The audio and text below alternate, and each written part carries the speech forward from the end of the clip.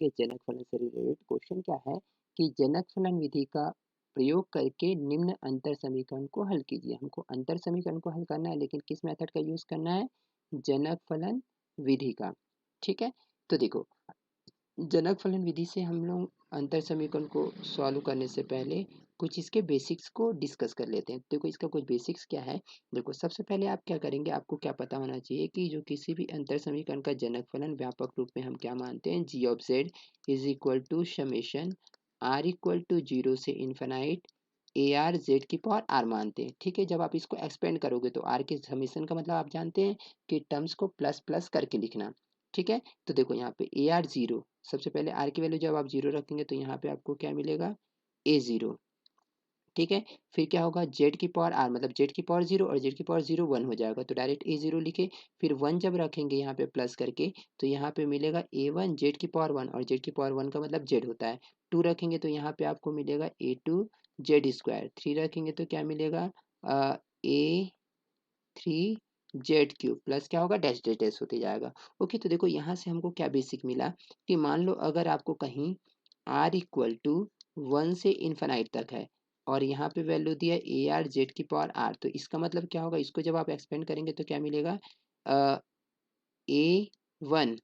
Z plus क्या होगा, A two Z square plus up to dash date है। तो देखो वैल्यू आपको कहाँ से मिली, ए वन से। ठीक है, तो इसको अगर जनक फलन के आपको रूप में लिखना है तो ए जीरो को क्या करना पड़ेगा, इधर ट्रांसफर करना पड़ेगा। तो इसकी वैल्यू आप डायरेक्ट क्या लिख सकते हैं, G of Z minus A zero.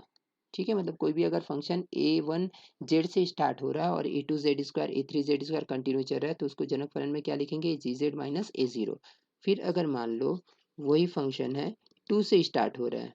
ठीक है, तो यहाँ पे आप क्या लिखेंगे, ए आर जेड की power r is equal to two से स्टार्ट हो रहा है तो इसको जब आप एक्सपेंड करेंगे तो ए टू जेड स्क्वायर मिलेगा और क्या मिलेगा, A three Z cube plus up to dash dash dash. तो देखो आपको कहाँ से वैल्यू मिली है, ए टू जेड स्क्वायर से। ठीक है, तो इसके लिए आपको इन दोनों वैल्यू को राइट साइड में ट्रांसफर करना पड़ेगा। तो देखो आपको यहाँ पे वैल्यू क्या मिलेगी, जी ऑफ जेड माइनस इन दोनों को ट्रांसफर करेंगे तो यहाँ पे क्या होगा, ए वन जेड माइनस क्या होगा, ए जीरो, ये याद रखना। और एक देखो आपको यहाँ पर यूज होगा, आप पढ़े हैं कि अगर वन प्लस जेड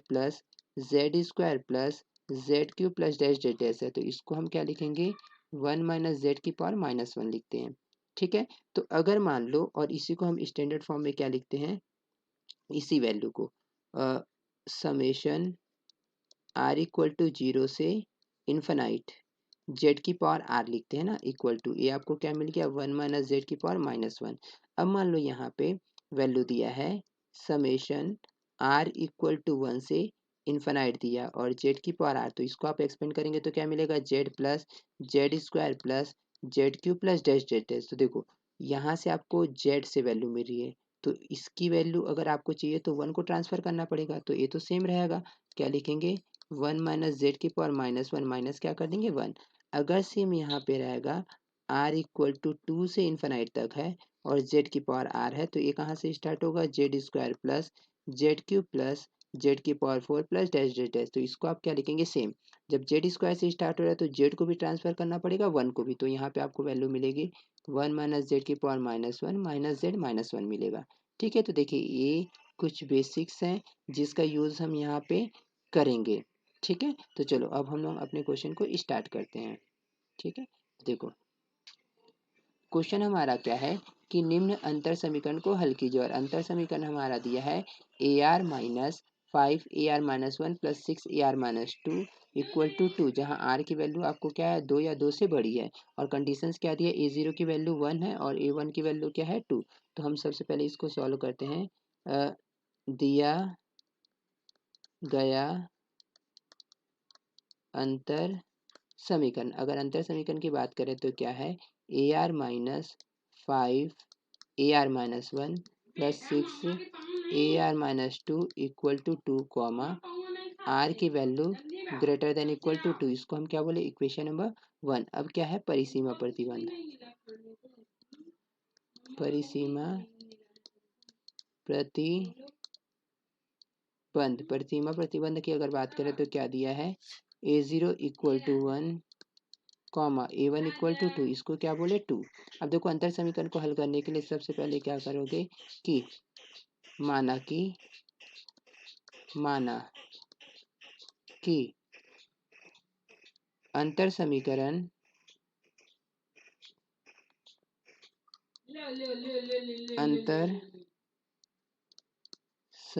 नंबर 1 का जनक फलन, जो अंतर समीकरण 1 है इसका जनक फलन, ठीक है। जनक फलन को आप क्या मानेंगे, G of Z is equal to summation are equal to 0 से इन्फिनाइट ए आर जेड की पावर आर, जिसको हम क्या बोलेंगे, एक्सपेंड करेंगे तो A0 A1 z A2 z square plus A3 z cube plus z z s, इसको हम लोग क्या बोलेंगे, इक्वेशन नंबर 3, ठीक। अब देखो, अब हम किस में जाएंगे, समीकरण नंबर 1, समीकरण नंबर 1 से मतलब जो हमको अंतर समीकरण दिया है, और अंतर समीकरण हमारा क्या दिया है, AR-5 AR-1 plus 6 AR-2 equal to 2, ठीक है। अब देखो, इसको हम जनक फलन के रूप में बनाने के लिए यहाँ पे जेड की पावर आर है, तो सब में क्या करना पड़ेगा, जेड की पावर आर से गुणा, तो क्या करेंगे, दोनों पक्षों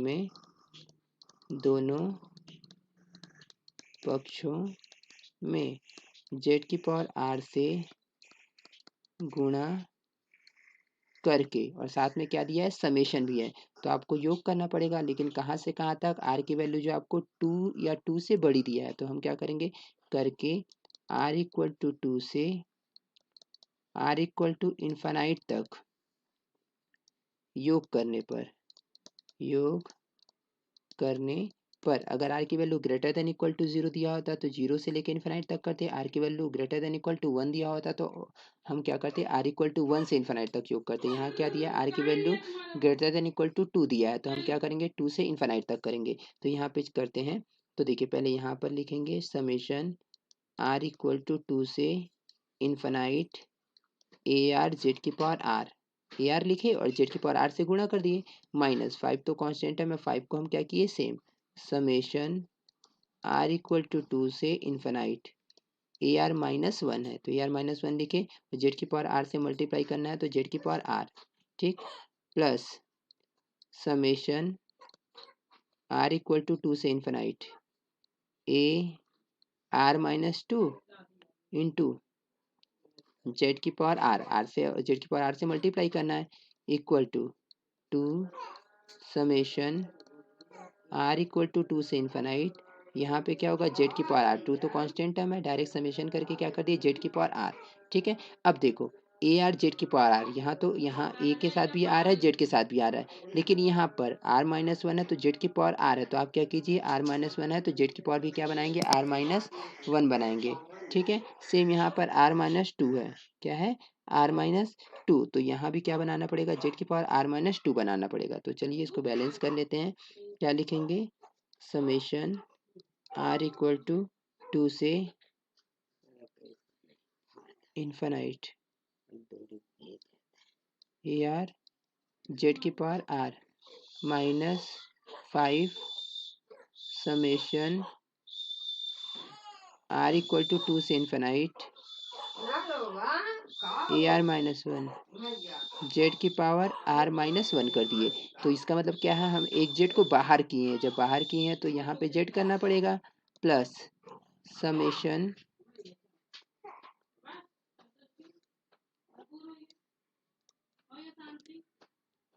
आर इक्वल टू, एक मिनट ना,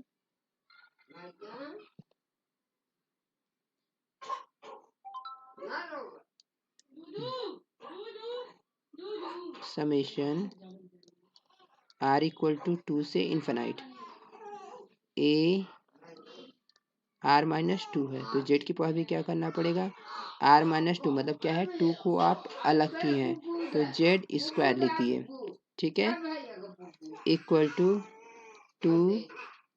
समेशन आर इक्वल टू 2 से इन्फिनाइट जेड की पावर आर कर दिए।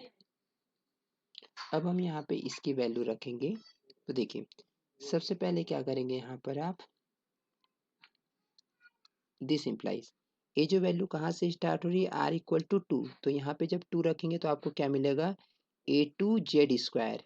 फिर क्या मिलेगा A3Z3, मतलब देखिए वैल्यू कहाँ मेरे से मिल रही है, A2Z² A3Z3। तो यहाँ से अगर आप A2Z² A3Z3 की वैल्यू देखेंगे तो A0 को भी ट्रांसफ़र करना पड़ेगा, A1Z को भी। तो वैल्यू आपको क्या मिलेगी यहाँ से,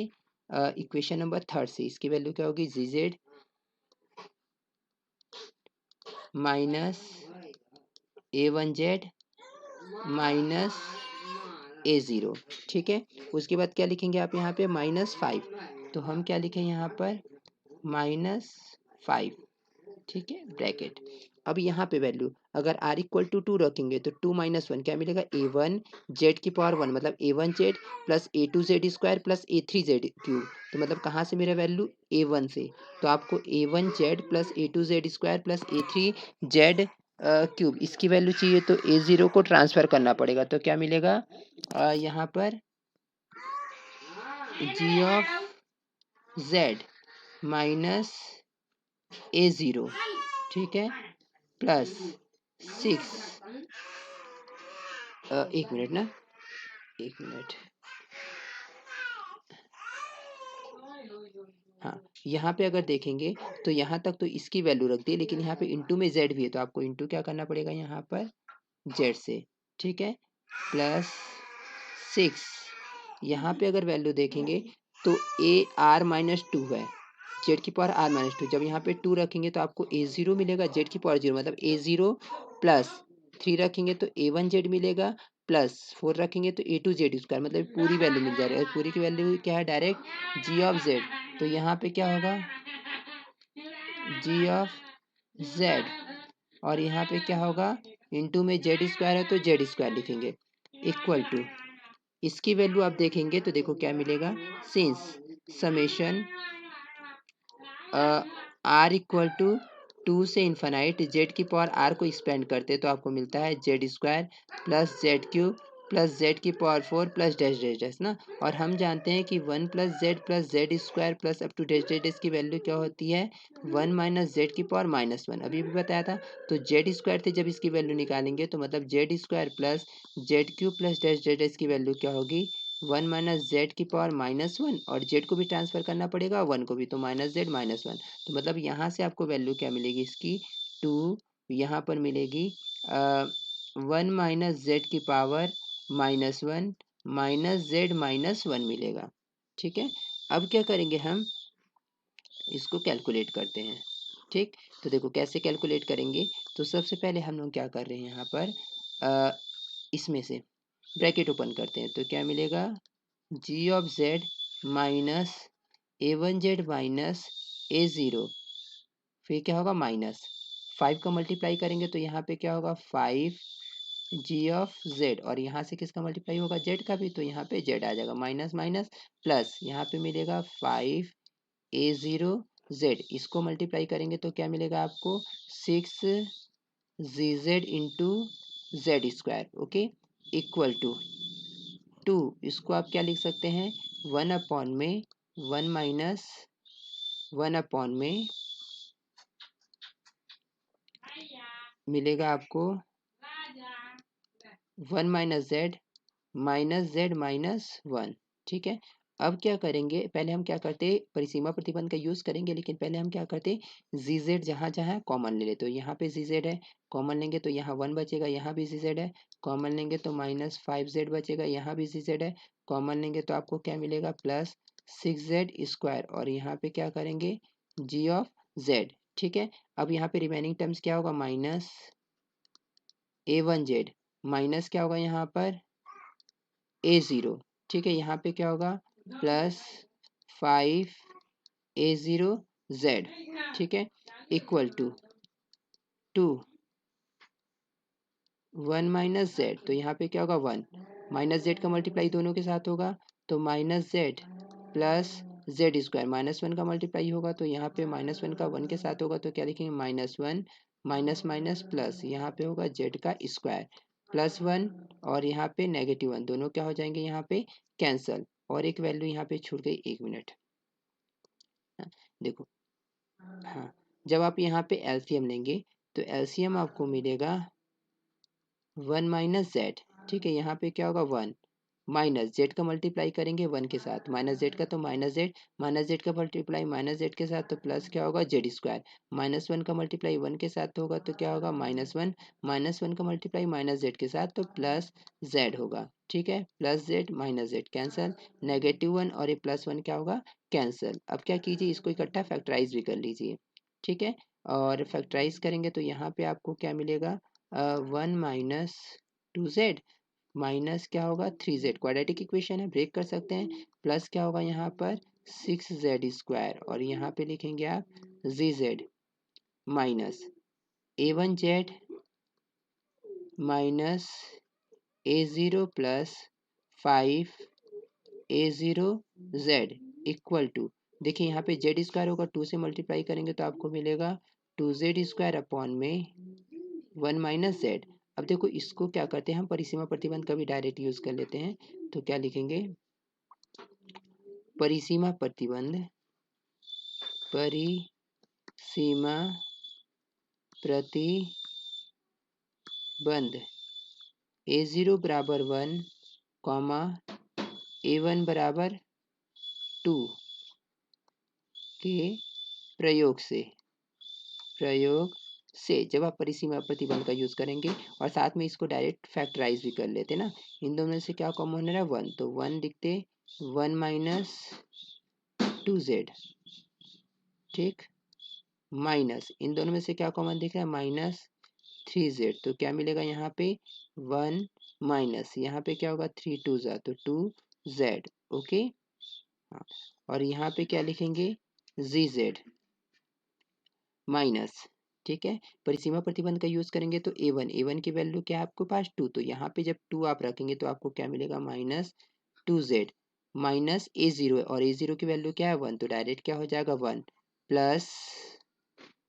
5 a0 की वैल्यू क्या है 1, तो 5 का 1 के साथ मल्टीप्लाई होगा 5 ही होगा और साथ में क्या लिखेंगे z equal to 2z² upon में 1 माइनस जेड होगा। ठीक है, यहाँ तक आ जाएगा। अब चलिए इसको हम लोग आगे सॉल्व करते हैं, तो पहले इस लाइन को हम लोग यहाँ पर लिख लेते हैं। ठीक, तो देखिए यहाँ पे हमारा जो जहाँ तक सॉल्व किए थे क्या था, 1 माइनस 2z 1 फिर -3z कॉमन लिए थे, 1 minus 2z gz -2z -1 plus 5z equal to 2z² upon में 1 माइनस जेड। अब इसको हम लोग सिंप्लीफाई करते हैं, कैसे सिंप्लीफाई करेंगे, तो देखिए यहाँ भी 1 माइनस 2z है, यहाँ भी 1 माइनस 2z है, तो आप क्या कीजिए 1 माइनस 2z को कॉमन, यहाँ पे बचेगा रिमेनिंग टर्म्स 1 और यहाँ पे रिमेनिंग टर्म्स क्या है -3z और यहाँ पे क्या होगा zz equal to 2z² upon में 1 माइनस जेड, -2z है प्लस 5z है, जब कैलकुलेट करेंगे -2z प्लस 5z कितना होगा +3z और राइट साइड में जब इसको ट्रांसफर करेंगे तो -3z हो जाएगा। -1 है राइट साइड में लेके जाएंगे तो क्या मिलेगा +1 हो जाएगा। ठीक है, अब क्या करेंगे हम 1 minus 2z 1 minus 3z zz LCM लेंगे, एलसीएम क्या होगा 1 माइनस जेड, तो यहाँ पे क्या मिलेगा आपको 2z² डायरेक्ट होगा, -3z का मल्टीप्लाई 1 के साथ होगा तो -3z का मल्टीप्लाई माइनस जेड के साथ तो +3z² +1 का मल्टीप्लाई इसके 1 के साथ होगा तो यहाँ पे आपको मिलेगा +1। अब क्या करेंगे यहाँ पर कि ये जो +1 है,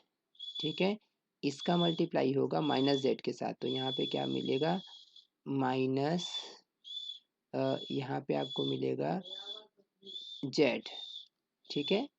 ओके, तो देखो अब क्या मिलेगा आपको, इस फैक्टर को आप क्या कीजिए इसके अपॉन में लेके जाइए तो यहाँ से आपको मिलेगा जी ऑफ जेड की वैल्यू, इन दोनों को कैलकुलेट कीजिए 2z² प्लस 3z² कितना होगा 5z² -3z -z कितना होगा -4z, फिर क्या होगा यहाँ पर +1 अपॉन में 1 माइनस जेड, इस पूरी वैल्यू को इधर अपॉन में लाएंगे तो क्या होगा 1 minus 2z।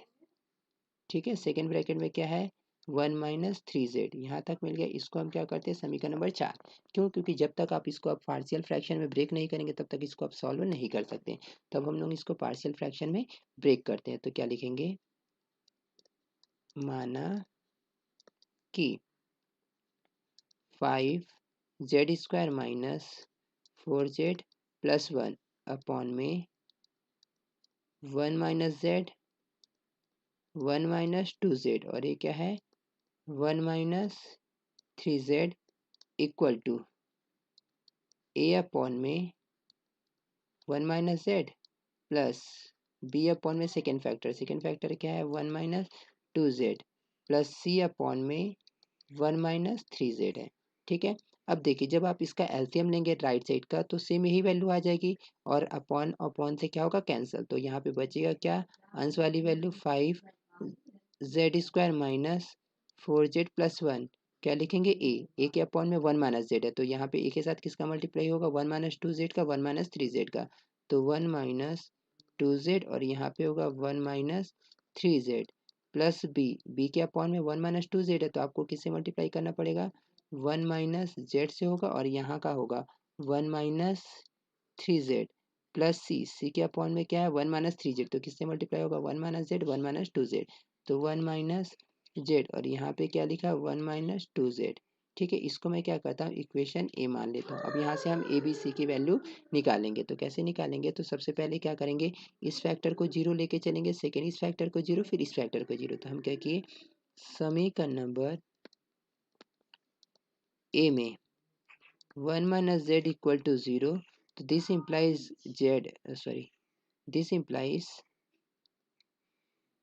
z equal to 1 रखने पर तो यहाँ पे क्या मिलेगा 5 1 का square minus 4 into 1 plus 1 equal to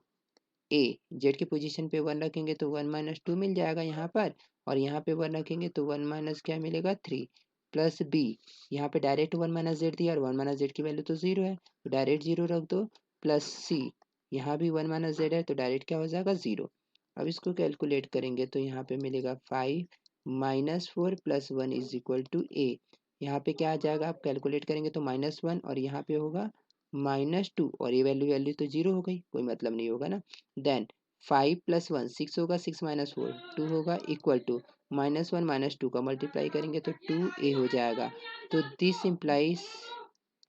a is equal to 1, a equal to क्या मिल जाएगा 1। अब क्या करेंगे हम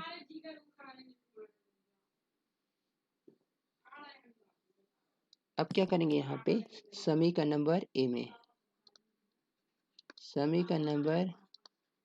में अब सेकेंड फैक्टर क्या है 1 माइनस 2z तो क्या करेंगे हम 1 माइनस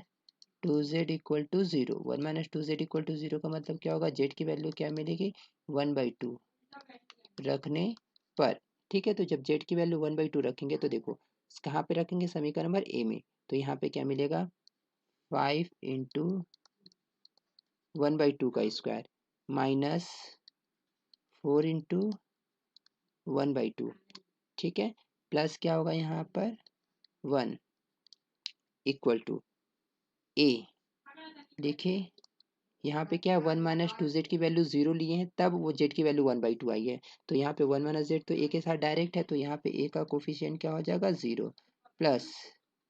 b के साथ क्या है 1 माइनस जेड 1 माइनस 3z है। ठीक है, तो यहाँ पे क्या है 1 माइनस जेड की वैल्यू 1/2 है तो यहाँ पे रखेंगे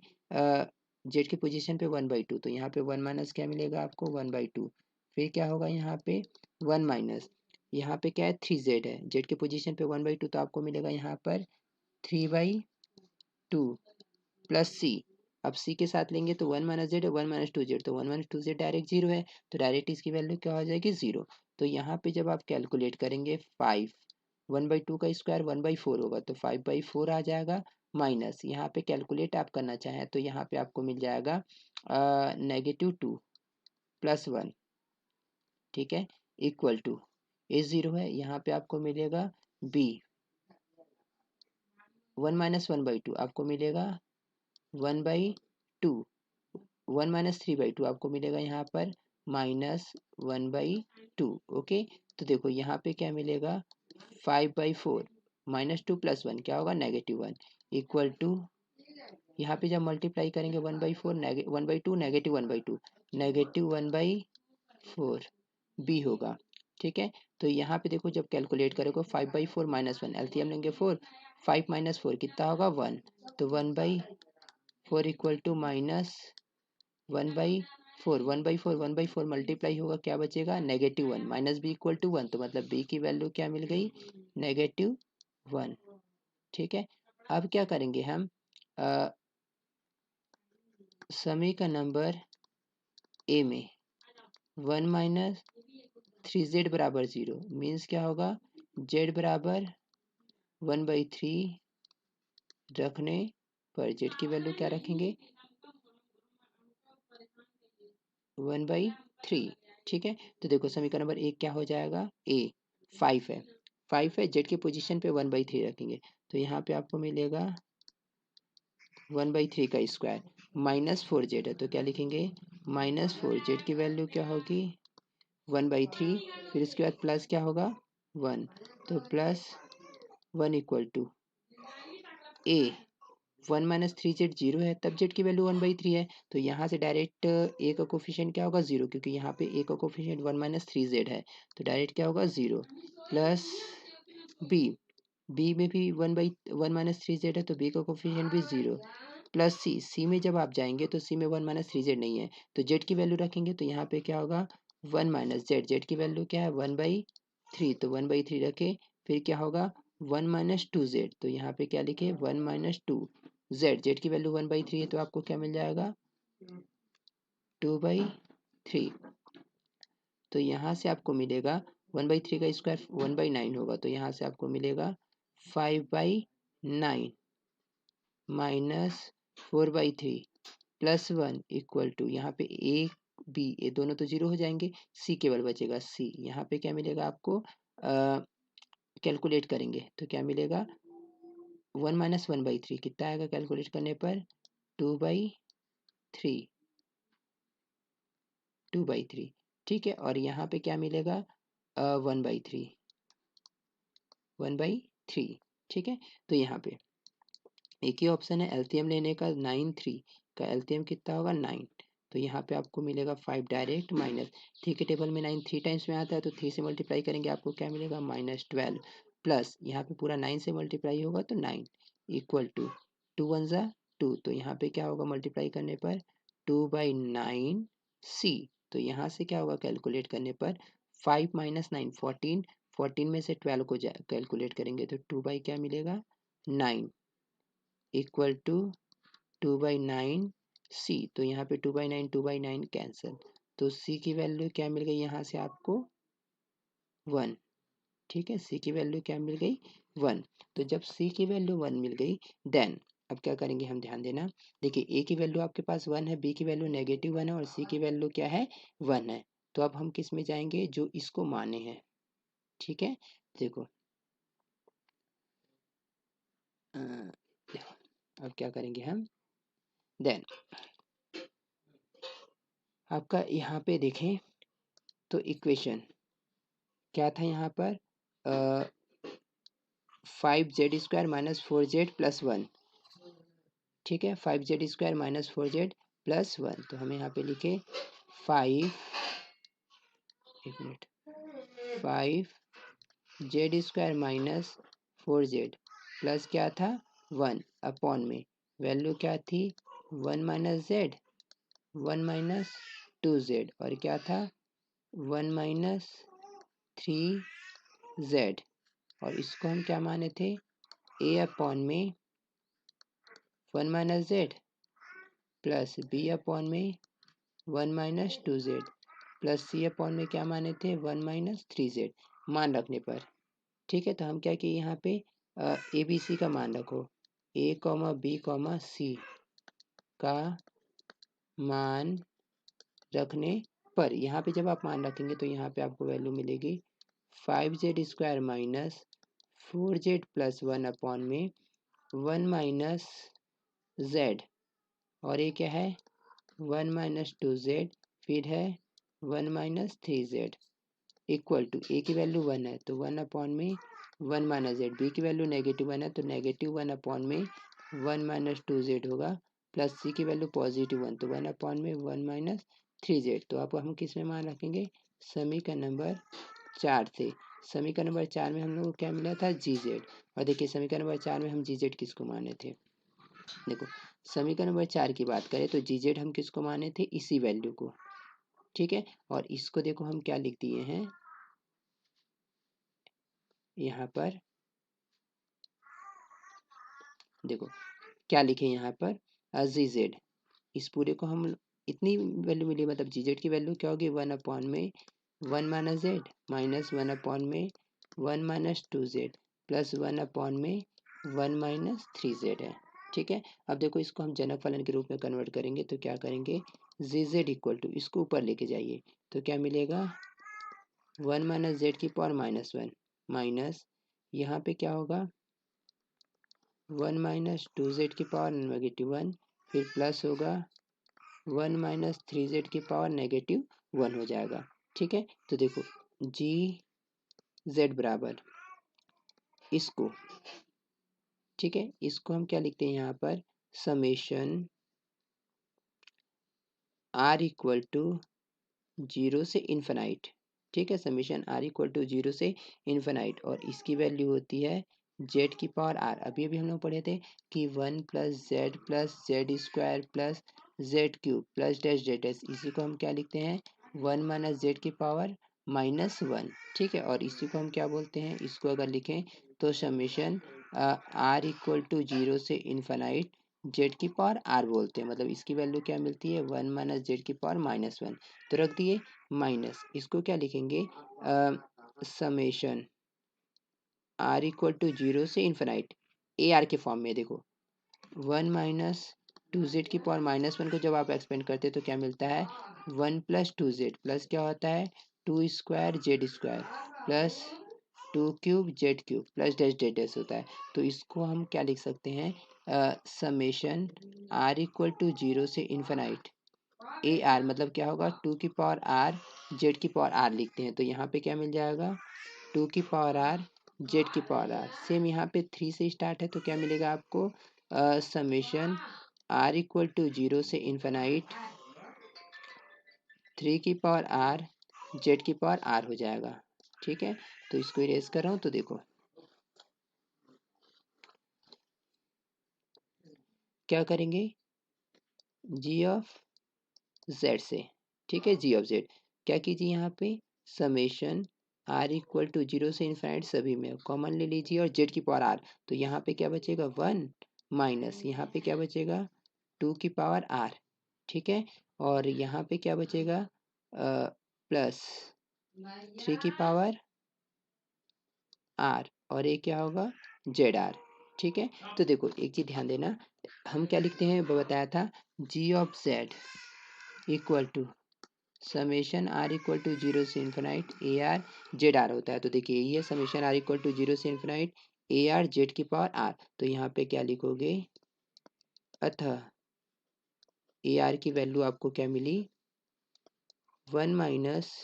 2 की पावर आर प्लस 3 की पावर आर है, ठीक है, कॉमा आर क्या होगा यहाँ पे ग्रेटर देन इक्वल टू 0 होगा, क्योंकि देखिए आर की वैल्यू 0 से स्टार्ट है और क्या है इन्फिनाइट तक गई है, तो r is greater than equal to क्या होगा 0, यही आपका अभीष्ट हल होगा। तो क्या लिखेंगे, यही अभीष्ट हल है। तो देखिए इस तरह से हम इस क्वेश्चन को सॉल्व करेंगे, ओके, थैंक यू।